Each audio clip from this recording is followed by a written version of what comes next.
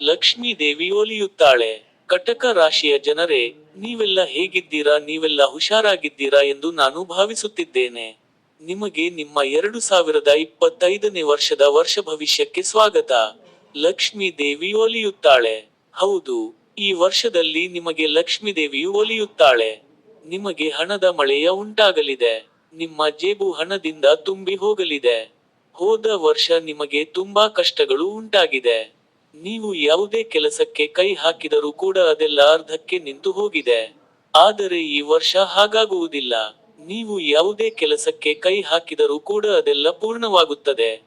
ಮುಖ್ಯವಾಗಿ ಹೋದ ವರ್ಷದಲ್ಲಿ ನಿಮ್ಮಷ್ಟು ಯಾರೂ ಕೂಡ ಉದ್ಯೋಗದ ವಿಚಾರದಲ್ಲಿ ಸಮಸ್ಯೆಯನ್ನು ಅನುಭವಿಸಲಿಲ್ಲ.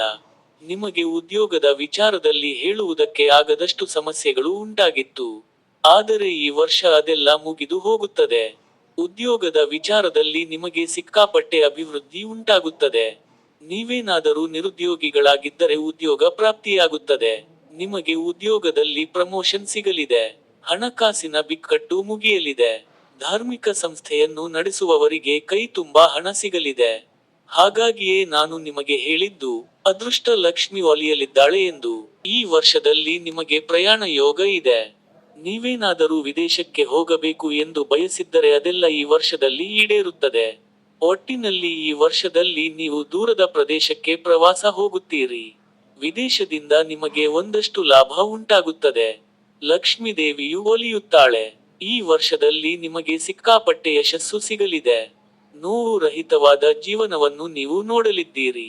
ನಿಮಗೆ ಅಖಂಡ ವಿಜಯ ಪ್ರಾಪ್ತಿ ಉಂಟಾಗಲಿದೆ. ಕೆಲಸ ಕಾರ್ಯಗಳಲ್ಲಿ ಅಪಾರವಾದ ಪ್ರಗತಿಯನ್ನು ಕಾಣುವಿರಿ. ನಿಮ್ಮ ಸಾಮರ್ಥ್ಯ ಏನು ಎಂದು ನಿಮ್ಮ ಶತ್ರುಗಳಿಗೆ ಗೊತ್ತಾಗುವ ಹಾಗೆ ನೀವು ಜೀವನವನ್ನು ನಡೆಸುತ್ತೀರಿ. ಅಂದರೆ ಈ ವರ್ಷದಲ್ಲಿ ನಿಮಗೆ ಉಂಟಾಗುವ ಅಭಿವೃದ್ಧಿಯನ್ನು ನೋಡಿ ನಿಮ್ಮ ಶತ್ರುಗಳು ಕೂಡ ಹೆದರಿಕೊಂಡು ಸುಮ್ಮನೆ ಇರುತ್ತಾರೆ, ನಿಮ್ಮ ತಂಟೆಗೆ ಬರುವುದಿಲ್ಲ. ವ್ಯಾಪಾರ ವ್ಯವಹಾರದಲ್ಲಿ ಅಪಾರವಾದ ಪ್ರಗತಿಯನ್ನು ನೋಡುವಿರಿ. ನ್ಯಾಯಾಲಯದಲ್ಲಿ ನಿಮಗೆ ಯಶಸ್ಸು ಪ್ರಾಪ್ತಿಯಾಗಲಿದೆ. ಕುಟುಂಬದಲ್ಲಿ ಶಾಂತಿ ನೆಲೆಸಲಿದೆ. ನಿಮ್ಮ ಮಾತಿಗೆ ಹೆಚ್ಚಿಗೆ ಮನ್ನಣೆ ಸಿಗಲಿದೆ. ನಿಮ್ಮ ಹೆಸರು ಎಲ್ಲಾ ಕಡೆ ಕೇಳಿ ಬರಲಿದೆ. ಒಟ್ಟಿನಲ್ಲಿ ಈ ವರ್ಷದಲ್ಲಿ ನೀವು ಸಿಕ್ಕಾಪಟ್ಟೆ ಫೇಮಸ್ ಆಗಲಿದ್ದೀರಿ. ದುಡ್ಡಿನಿಂದ ನಿಮ್ಮ ಜೇಬು ತುಂಬಿ ಹೋಗಲಿದೆ. ಅದೃಷ್ಟ ಲಕ್ಷ್ಮಿಯು ಒಲಿಯಲಿದ್ದಾಳೆ. ಈ ವರ್ಷದಲ್ಲಿ ನಿಮಗೆ ಅಷ್ಟಮ ಶನಿಯು ಮುಗಿಯಲಿದೆ. ಹಾಗಾಗಿ ನಿಮಗೆ ಇಷ್ಟೊಂದು ಒಳ್ಳೆಯ ಫಲ ಪ್ರಾಪ್ತಿಯಾಗಲಿದೆ. ಆದರೆ ಈ ವರ್ಷದಲ್ಲಿ ನಿಮಗೆ ಗುರುಗ್ರಹ 12ನೇ ಮನೆಯಲ್ಲಿ ಇರುತ್ತದೆ.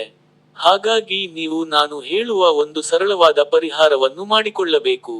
ಈ ಪರಿಹಾರವನ್ನು ನೀವು ಮಾಡಿಕೊಂಡರೆ ನಿಮಗೆ ಯಾವ ತೊಂದರೆಯೂ ಕೂಡ ಆಗುವುದಿಲ್ಲ. ಮತ್ತೆ ಮೇಲೆ ಹೇಳಿದ ಎಲ್ಲ ಒಳ್ಳೆಯ ಫಲಗಳು ಕೂಡ ಸಂಪೂರ್ಣವಾಗಿ ಪ್ರಾಪ್ತಿಯಾಗುತ್ತದೆ. ನಾನು ಹೇಳುವ ಪರಿಹಾರವನ್ನು ಬರೆದುಕೊಳ್ಳಲು ನೀವು ಒಂದು ಪುಸ್ತಕ ಮತ್ತು ಪೆನ್ನನ್ನು ತೆಗೆದುಕೊಳ್ಳಿ. ಸರಿಯಾಗಿ ಕೇಳಿಸಿಕೊಳ್ಳಿ. ಈ ವರ್ಷದ ಪ್ರತಿ ಗುರುವಾರದಂದು ನೀವು ಅತ್ತಿಮರಕ್ಕೆ ನೀರನ್ನು ಹಾಕಿ, ಓಂ ಗುಂ ಗುರವೇ ನಮಃ ಎಂಬ ಮಂತ್ರವನ್ನು 11 ಬಾರಿ ಜಪಿಸಿ, ನಮಸ್ಕಾರವನ್ನು ಮಾಡಿಕೊಳ್ಳಬೇಕು. ನೀವು ಹೀಗೆ ಮಾಡಿದರೆ ಗುರು ಗ್ರಹದಿಂದ ನಿಮಗೆ ಯಾವ ಸಮಸ್ಯೆಯೂ ಕೂಡ ಉಂಟಾಗುವುದಿಲ್ಲ. ನಿಮಗೆ ನಿಸ್ಸಂಶಯವಾಗಿ ಅದೃಷ್ಟ ಲಕ್ಷ್ಮಿಯು ಒಲಿಯುತ್ತಾಳೆ. ಈ ಪರಿಹಾರವನ್ನು ಮಾಡಿಕೊಳ್ಳಲು ನಿಮಗೆ ಏನು ಕೋಟಿಗಟ್ಟಲೆ ಹಣ ಬೇಕಾಗುವುದಿಲ್ಲ. ಹಾಗಾಗಿ ನೀವು ತಪ್ಪದೇ ಈ ವರ್ಷದ ಪ್ರತಿ ಗುರುವಾರದಂದು ಈ ಒಂದು ಸರಳವಾದ ಪರಿಹಾರವನ್ನು ಮಾಡಿಕೊಂಡು ಅಭಿವೃದ್ಧಿಯನ್ನು ಹೊಂದಿ. ನಿಮ್ಮ ಮೇಲೆ ಇರುವ ಪ್ರೀತಿಯಿಂದ ನಾನು ನಿಮಗೆ ಈ ರಹಸ್ಯವಾದ ಪರಿಹಾರವನ್ನು ಹೇಳಿಕೊಟ್ಟಿದ್ದೇನೆ. ಇದನ್ನು ತಪ್ಪದೆ ಮಾಡಿ.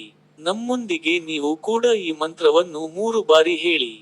ಜೈ ಸಾಯಿ ರಾಮ್, ಜೈ ಸಾಯಿ ರಾಮ್, ಜೈ ಸಾಯಿ ರಾಮ್. ನೀವು ತಪ್ಪದೆ ನಮ್ಮ ಚಾನೆಲ್ಗೆ ಸಬ್ಸ್ಕ್ರೈಬ್ ಮಾಡಿಕೊಳ್ಳಿ. ಇದರಿಂದ ಆ ಭಗವಂತನು ನಿಮಗೆ ಅಷ್ಟೈಶ್ವರ್ಯಗಳನ್ನು ಕರುಣಿಸುತ್ತಾನೆ. ಜೈ ಸಾಯಿ ರಾಮ್.